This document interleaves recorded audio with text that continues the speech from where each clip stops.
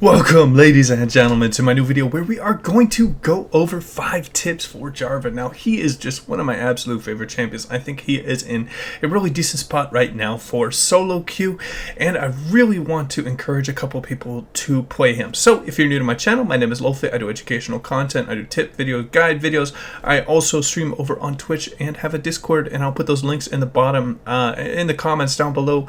And if you want to ask me any questions, I really enjoy helping out people, and I try to be as educational and I try to be as accessible to anyone that needs some help in League of Legends. So that's why I try and do this type of content. So please contact me if you need any help and you're struggling in climbing. Also, if you're curious about my experience, I'm Diamond 3, mostly support mid and top players. So without further ado, let's jump into the 5 tips for Jarvan. And just one more little thing, guys. If you have your own tips, you say you played a bunch of Jarvan, I just absolutely love when people add their own tips in the comments down below. Just because I'm very limited to the format, and it really helps out when there are other people that are giving more tips to the kind of the audience that these videos bring in are going to be lower elo players. So do that if you can help out. And let's get right into the tips. Alright, and getting into tip number 1. Now, I think it's really important to understand the different builds with Jarvan, particularly when you are a new player. There are several different ways to play Jarvan. My personal favorite is actually a full lethality build with Electrocute and Sudden Impact, and then running Ultimate Hunter to get more of those really big ult combos off. But that is not really a forgiving build. What I heavily recommend for newcomers is either a Grass build or a Conqueror build, where you go and you start out by building Tiamat into Black Cleaver, and then if you're struggling, you're going to go into full tank items. But if you're doing extremely well, you can look at things like Sterix. You can look at more offensive tools that can give you more of a key to victory. So this is why I think Jarvan is an absolutely amazing champion for new players, is because he is able to be extremely flexible with his build. So always make sure to look to adapt your build to the different game states. If they're very AP heavy, you can go things like Hex Drinker, you can go things like Adaptive. Also, what works extremely well with Jarvan's kit is the Gargoyle Stone Plate when you have a little bit of HP. Because of his very combo heavy style, he does not have very much damage coming out of his auto attacks. What you want to look to do is just EQ in ultimate and then pop your Gargoyle Stone Plate, and you'll provide a big front line, but also you're not going to lose any damage out of your combo because you already used everything in quick succession. So keep this in mind when you're looking to builds. If you guys have any questions for me, I would love to help you out in the comments down below. But I would say there are 3 different basic play styles. There is obviously the full tank Jarvan, which is going to be pretty strong because of this heavy crit meta with attack speed ADCs out of the bot lane. You are able to provide quite a bit of utility from your passive. Even at level 1, it's going to give 20% attack speed to everyone, which can really make or break a team fight. So the full tank Jarvan is just going to be extremely strong frontline, and it's going to be buffing people up. So the second one would be the Bruiser that we went over earlier with Black Cleaver, maybe a Titanic, and then depending on how well you're doing, you're going more offensive or defensive. And then the final build, my favorite, is just going kind of a funky full lethality build. Sometimes I even throw in a Trinity Force just for the one-shot potential with the thing that comes out. So just to each their own. Find your play style, find your niche. If you want something more forgiving, you're getting crushed a lot, you're not really having the best KDAs, just go one of the more forgiving builds of the heavy bruiser or tank build. And that will wrap up the different setups that I run on Jarvan. Alright, and for the second tip, I want to go over something that's going to be pretty difficult when you're playing Jarvan. The thing that's going to take a little bit of time to learn, but that is the EQ flash. You're going to lose out on a bit of damage when you do this, but what it's going to provide is the extreme utility of a knockup. And if it's going to be extremely important when you're just trying to gank someone and run someone down a lane, it's going to be just a huge importance that you hit that knockup. Now, it's also going to be important in late game teamfights when you're looking to knock up someone in the backline. So how you do this is just say E, and then you Q in, and then you flash over to the enemy and really get that knockup there. Now, as you see, he didn't take any damage, but the utility was provided. You can also just use that to readjust.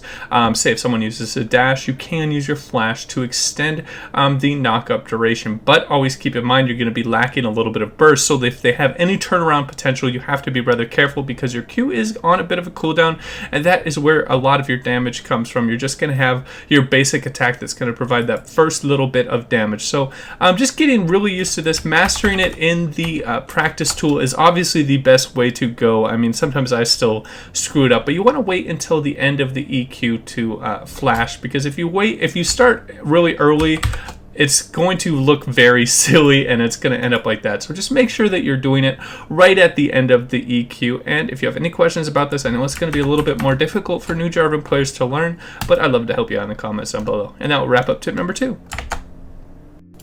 All right, and let's jump into tip number 3 now. I know a lot of people play him in the jungle now.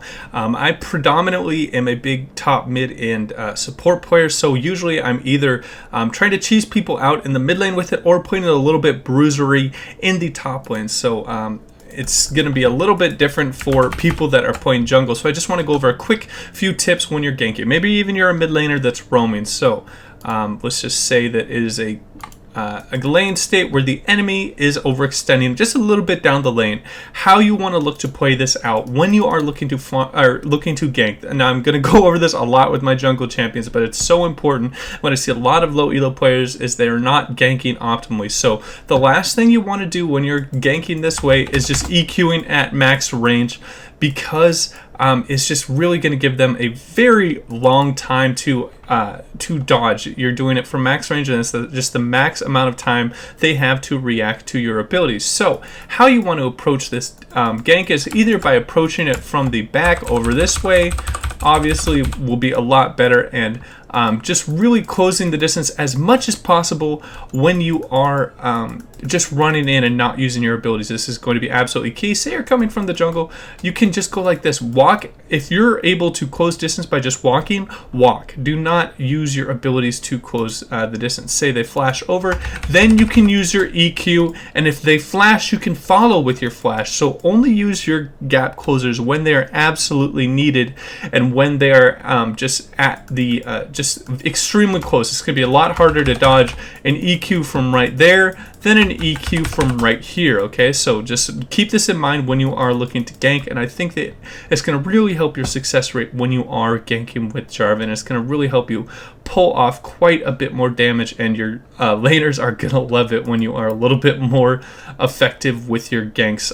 Now, I'm going to go over one other small thing. When you are playing Jarvan, you do become unstoppable when you are jumping into the ultimate, as you can see by the text right above Jarvan. If you want to watch, like right here above the health bar right here, you are unstoppable. So this is a great way to dodge abilities. Say you're ganking someone with a very, very big CC. Maybe it's a Syndra with a stun. You don't really see that much in top lane, but say they have a really big skill shot that can just throw at you and stun you, and then they can get away. How you want to approach it is when you see the skill shot, press your R, and it's going to help you be as sticky as possible. That is the true key when you are playing Jarvan, is to be as sticky as possible and have as much uptime in melee as possible, particularly when you're playing those more bruiser and tank builds, because overall with your high base damages of your passive and your Q, and then you get a lot of base attack speed, and then even with your ultimate, 450 is going to be a really strong ultimate. Even if you have no AD behind it, it's going to just be great at level 16. So keep this in mind, that you want to use your Cataclysm to be unstoppable, to dodge a lot of CC that is going to be thrown out at you, because you are generally a frontliner in the first one. You're going to be one of the first ones to engage in the fights. And that will wrap up tip number 3.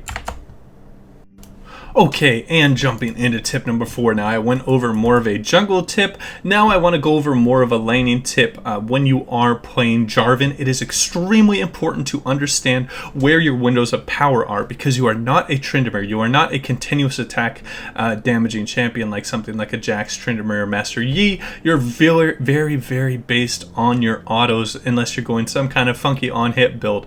So how you want to look for trades, particularly if you're going an Electrocute, lethality build, one of my favorites, is you want to make sure that your passive is up. How you know your passive is up is there's this nifty little circle around the enemy that is going to show how long it is going to take for your passive to come back up. So you always want to have your martial cadence up when you are looking for a trade. And then also you really want to have your E and Q.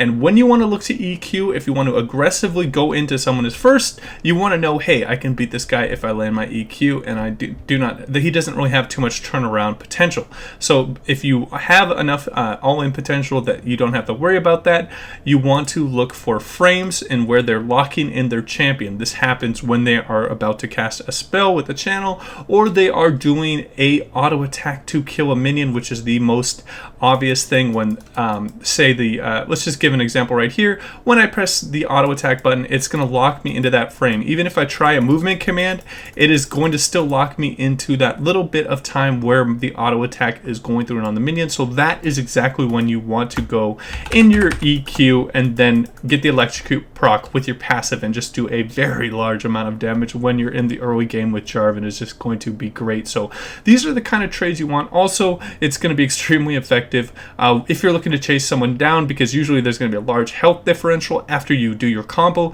You are going to want to throw down that W to slow down the enemy and get more autos in and trade with them, and then also shield off any return damage that they might send your way. This is going to be the optimal way of trading. And then obviously if they have any stun, as I said in the previous tip, as a little bit of a caveat at the end, you want to be throwing out your ultimate if they have any large CC. Say it's a Riven you're fighting in the top lane, or a Sejuani that's going to throw an ult at you out of the jungle. You want to save your ultimate for when they look to do that. There is going to be a little bit of say you're chasing someone down the lane, you EQ in, you W, and then they're running away, but then all of a sudden they turn around a little bit. That means they're probably looking to return some sort of damage, some sort of stunning ability, and if they have a stun, that is exactly when you want to look to ultimate, because they are going to try and create as much space from you as possible because you had such a great trade at the start. Vice versa, if you do not have your EQ, do not look for trades. This is when Jarvan can be really weak. Even if you're a little bit ahead, you do not want to get too cocky. If you're against a consistent damage champion, you can fall into the trap of just giving them a very good trade because you do not have any of your abilities up. This is why sometimes I look to save my W when I'm going in for my trade. If I go E and then Q in, and then depending on where he goes, if he runs back, I usually look to W and slow him down. But if he's looking to trade, I wait and see how he's going to play it out and when he's going to use his burst, because that is when your ultimate or your W is going to be at his most effective, because you can either kite him out with your W when they say a Riven uses her ultimate and is looking to burst you back. That is when you want to slow her. So really just look to use your W in that effective way, and that will wrap up this tip for Jarvan. Alright, and for the final tip, when you are playing Jarvan, I want to go over some optimal ways you can look to team fight when you are playing Jarvan. Now, this is going to be rather important because when it comes to kind of the late game, you're going to fall off a little bit, just as his kit falls off, as any ability-based champion kind of falls off if you're not a mage into the late game, and this is where the attack speed crit multipliers do extremely well. That's why you see things like Vayne and Jinx do really well in the late game. So you want to bring as much utility to the fights as possible, and this is landing really big knockups and getting very strong ultimates. So Jarvan is he's like a missile. He's very obvious when you see it coming straight at you. So they're gonna have the most chance to dodge you if you are just coming from your group of allies and just EQ inning and then ulting. Okay, so how you want to approach team fights is Jarvan is a amazing flanker. I know I've gone over this on a few other champions, but I think it's extremely important for Jarvan as well, because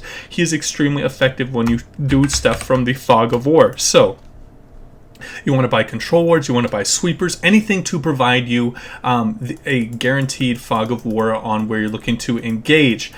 These are just going to be, you're going to want to be looking for things like this when there is a high traffic area. For example, the Baron Pit, for example, the Dragon. This is where you want to secure vision control. That's why you see a lot of pros fight over vision control in the pro games. So you want to look for a great flank like this, and then you're going to look to EQ in and get as many people stuck in the Cataclysm as possible with you, and get a slow on a bunch of people, and making sure that your E is going to be buffing up just a extremely large amount of your allies. So always look to engage from the Fog of War.